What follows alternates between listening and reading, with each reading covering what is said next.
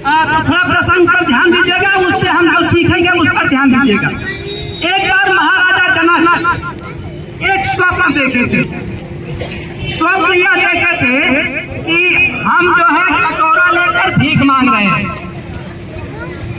अब सुबह उन्होंने अपने दरबार के जो भी विद्वान थे सबको उन्होंने बुलाया, सबसे एक एक करके पूछा कि भाई ये जो मैंने रात में स्वप्न देखा है कि मैं कटोरा लेकर भीख मांग रहा हूँ, क्या वह सही है या जो मैं राजा बना हूँ वह सही है? सभी लोग अपना अपना उत्तर बताते, लेकिन राजा जनक जी संतुष्ट किसी से नहीं हुए। एक बार सभा पूरी खटाखट भरी थी, उसी सभा में इस प्रश्न का उत्तर देने के लिए अष्टावक्र आ गए।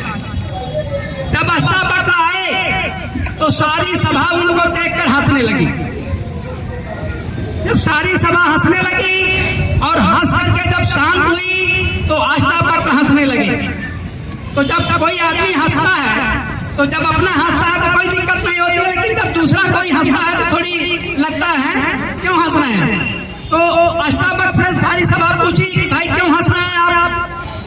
तो उन्होंने कहा कि पहले तो आप लोग हंसे हैं भाई, पहले आप ही बताइए क्यों हंस रहे थे।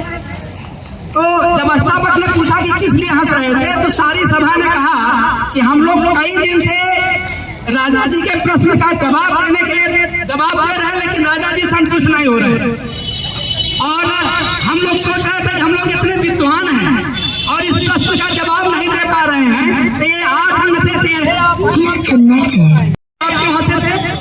तो अष्टावक्र ने कहा कि मैं इसलिए हंसा था कि मैं तो समझ रहा था कि राजा जनक की सभा में सभी लोग बुद्धिमान हैं। आज मुझे समझ में आया कि राजा जनक की सभा में भी सब पागल बैठे हुए हैं। कहा कि एक चीज ही बताइए कि किसी भी प्रश्न का जवाब शरीर देती है कि मन देता है? हमारा शरीर भले 8 अंग से टेढ़ा है, 8 नहीं 64 अंग से टेढ़ा रहे, लेकिन मन तो ठीक है, जानकारी तो ठीक है। तो जो मैं जवाब दूंगा वो सही दूंगा। और उन्होंने जो जवाब दिया वो कहा कि ना तो वो सही था ना तो स्वप्न सही था। मतलब न तो आप राजा जो है वो सही है और न तो जो स्वप्न देखे थे वो सही है, दोनों बस क्षणिक है। कभी राजा खत्म हो गया और राजा भी बहुत दिन तक नहीं रहेंगे। तो मेरे कहने का आशय था कि आदमी की या बच्चे की जो भी मानसिक मजबूती शारीरिक मजबूती से ज्यादा इम्पोर्टेंट है। मानसिक मजबूती शारीरिक मजबूती से ज्यादा इम्पोर्टेंट है, इसलिए प्रत्येक व्यक्ति को मन पर काम करना चाहिए, मानसिक मजबूती पर काम करना चाहिए। थोड़ा सा उदाहरण मैं बताना चाह रहा हूँ। ये जो हम हैं, मतलब व्यक्ति जो मूलतः शरीर नहीं बल्कि मूलतः मन होता है। व्यक्ति जो है, व्यक्ति का निर्माण मूलतः मन से होता है। शरीर तो रहता है लेकिन वो कौन है? इसका कुछ उदाहरण देखिए। मन को अंग्रेजी में लिखिए MAN, मैन, चाहे वोमेन को लिखिए, लास्ट में मन आता है MAN। तो मैन मतलब मन ही है, वोमेन मतलब मन ही है। एक और उदाहरण देखिए। अर्जुन पूरी तैयारी के साथ गए थे कि बस 2-4 दिन में महाभारत का युद्ध समाप्त कर देंगे। अब युद्ध क्षेत्र में पहुंचते ही उनको क्या हो गया कि वो कहने लगे कि मेरी त्वचा चल रही है और शरीर कांप रहा है और हमारे हाथ में गांडीव भी अब नहीं रुक रहा है और मैं खड़ा होने में भी समर्थ नहीं हूँ। आखिर क्या हो गया? कुछ नहीं हुआ, बस उनके मन ने साथ छोड़ दिया।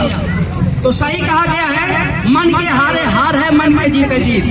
तो हमें अपने मानसिक मजबूती पर बहुत ध्यान देना चाहिए और इसका सबसे अच्छा फार्मूला है, आदमी 70% देख के सीखता है, 70% देख के सीखता है और 15% सुन के सीखता है और बाकी जो 10% बच रहा है वो सूंघ करके, टच करके किसी तरह से सीखता है। तो अगर हम इन्हीं दोनों पर काम करना शुरू कर दें, अच्छा चीज सुने 15% सही हो गया, अच्छा चीज देखें 70% सही हो गया। तो अगर ये 15 और 70 85% सही हो गया तो जो हमारे अंदर आएगा वो सही चीजें आएंगी। और हम जो किसी के जेब में अगर काजू है तो अगर मूंगफली निकालना चाहेगा ही निकलेगा। तो हम जो चीजें अच्छी अच्छी डालेंगे, अच्छी अच्छी चीज सुनेंगे, अच्छी अच्छी चीज देखेंगे, तो हमारे लिए अच्छी चीज उपलब्ध कराएगा। तो ये तरीका है मन को मजबूत करने का। तो हमारे जो नन्हे मुन्ने बच्चे हैं, तो ये जो आंगनबाड़ी में बहने आई हैं, आप लोग अध्यापक हैं, सभी लोग बच्चों की मानसिक मजबूती पर शुरू से ध्यान दीजिए और साथ ही साथ अपने मन को भी मजबूत बनाइए। तो इसके साथ ही लाइक करा दीजिए 1000 कम। चलिए और सुनिए भाई, नहीं एक चीज और जान लीजिए कि हमारा भी अपना एटीट्यूड है, हमारी अपनी आइडेंटिटी है, हम उसमें उलूल जुलूल बातें थोड़े भेजेंगे।